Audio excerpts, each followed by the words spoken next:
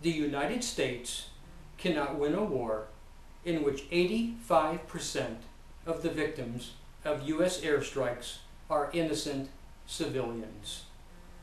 Of those whose gender could be determined, 46% were female.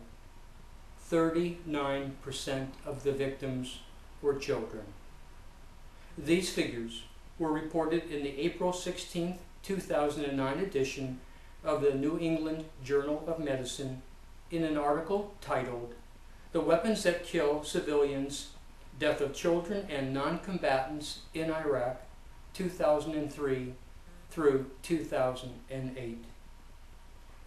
One of the major findings in this article was that female Iraqis and Iraqi children constituted the highest proportions of civilian victims when indiscriminate weapons, including air attacks and mortars, were fired from a distance. The article further stated that air attacks, whether involving bombs or missiles, killed relatively higher proportions of females and children, thus adding additional evidence in support of the argument that these weapons should not be directed at civilian areas because of their indiscriminate nature. With the death of every innocent Afghani and Iraqi civilian, the U.S. is solidifying its defeat in both nations.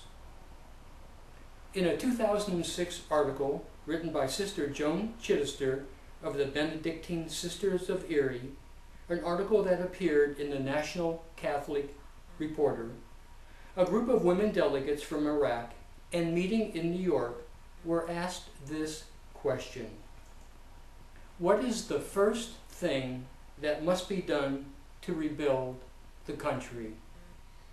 Every woman responded with the same answer: take care of our children.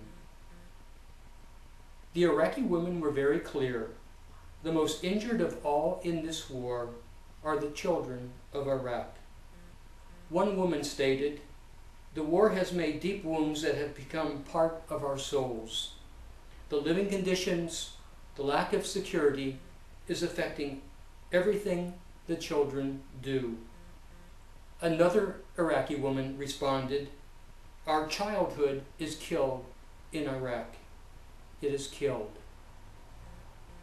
It has become increasingly clear in the ongoing wars in Iraq and Afghanistan that control of the ground is less important than a nation grieving over the death of its children, of its future.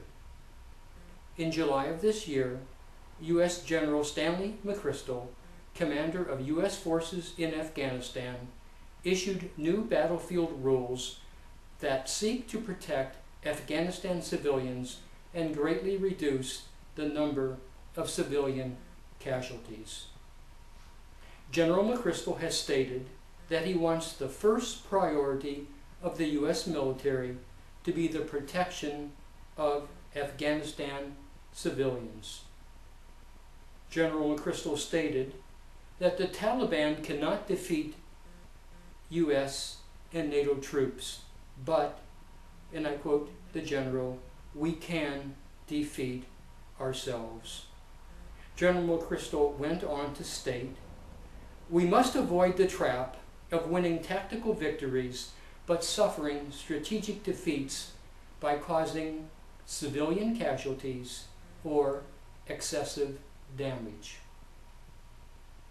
The Children's Theater for Peace calls for the killing of innocents, men, women, and children, to cease, and for all sides in the Iraq and Afghanistan wars to honor the human rights of all as outlined in the United Nations Declaration of Human Rights. Let peace prevail in the lives of all humankind.